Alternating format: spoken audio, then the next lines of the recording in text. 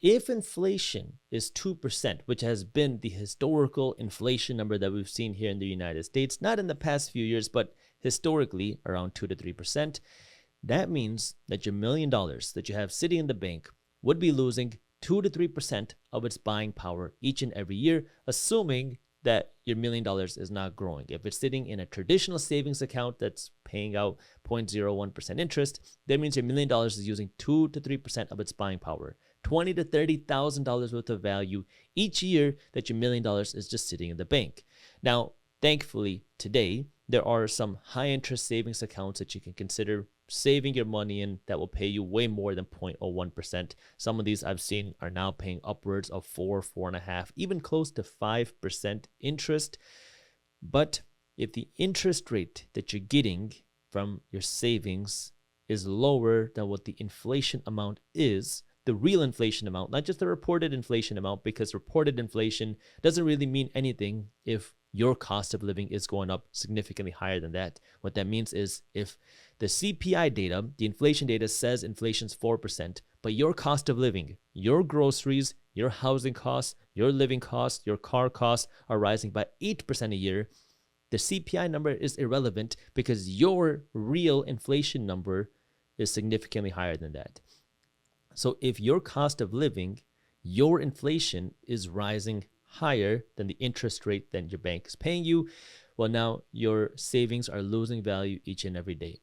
That's where now having $1 million in the bank is nice because now you have a lot of buying power. You have this money in the bank, but you don't just want to keep this money in the bank forever or don't want to plan to keep this money in the bank forever. There are strategic reasons why you want to save money, especially to buy investments. I mean, like right now, at the time we recorded this video, Warren Buffett and his firm Berkshire Hathaway are sitting on their largest cash pile ever of billions and billions of dollars, around $100 billion worth of cash. And the reason why is because they're just waiting for a good opportunity.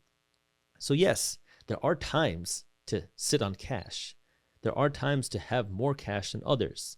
But you have to be strategic about it and know why you're saving that cash. If you're just saving all of your money to save it, well, you're saving your way to broke. And the reason why I'm so adamant about this is because growing up in a traditional Indian house, the traditional Indian culture is a save heavy, save first culture. The way I like to say it is in a traditional Indian household, you make $1 to spend 20 cents. You can compare that to a traditional American culture spending, which is you make $1 to spend $2 with the help of credit cards and lines of credit. The traditional Indian culture is a save, save, save heavy culture. And so in a traditional Indian household, the way it works is you're going to work to get a good job, a good high-paying job, and then you are going to spend almost nothing. You can make $200,000 a year and live off of $50,000 a year. Why? Because now you can save $150,000.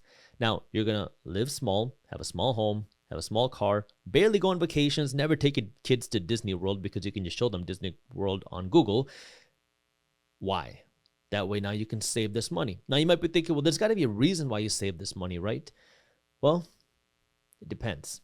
If you grew up in a lot of traditional Indian households, no. It's save that money to save that money. Growing up, I never saw my parents talk about investing. It was save money. Why? Because saving money is the way to building wealth. This is what a lot of people that I have seen, and some of you probably have seen as well, that if you want to become wealthy, we are taught to just save money. This is the extent of many people's financial education. Work hard, earn money, save as much of it as possible. That way you can become wealthy. Now, again, there's a time and place to save money. There's a time and place to have a big bank account. But if you're not willing to go out and invest that money, it is going to be impossible for you to ever achieve any sort of wealth. You cannot save your way to wealth, period. It does not matter how much money you save because of two reasons. Number one, every time you spend a penny, your savings account is going to shrink. Unless you keep adding more money into it, your savings account is only going to get smaller. And number two, your savings are going to be eaten away by inflation. And this is where everybody says, well, it's risky to invest my money. What if I lose money when I invest?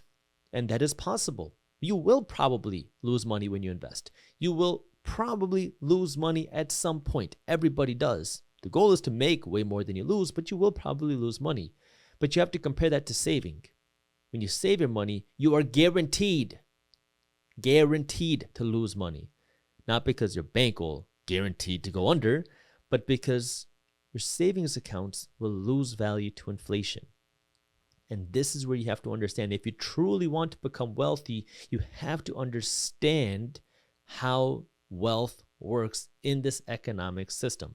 So yeah, having $1 million in the bank account is great because it gives you a lot of buying power. And you might feel like, all right, now I can go live my life. I can have a bunch of nice things. And what ends up happening to a lot of people, you can just look at lottery winners to see this in action. When somebody wins the lottery, what happens? They win millions of dollars. They buy a nice home. They buy some nice cars. They go on some nice vacations. They buy some nice luxury things. Maybe they take care of their family, pay off some debts. And then 5 years later, most of them, statistically, most of them will end up broke or bankrupt because they spent all that money. And so this is where having a big bank account is good, but that is not the solution to building wealth. It's better to have a big bank account than a small bank account. It's better to have money than not have money. But if you really want to build the real wealth, you got to know what to do with that money. And the next thing that I want to talk about before I get into building that cash flow, building that passive income to really build true wealth is, now where do you put your money? Because if you enjoyed this short clip from my longer videos, here's another clip that I think you'll love. And while you're at it, if you're interested in learning more about how to start generating passive income, our team put together an amazing guide on how to start generating passive income for free. All you got to do is click that button right over there. Thank you for watching, and as always, keep hustling.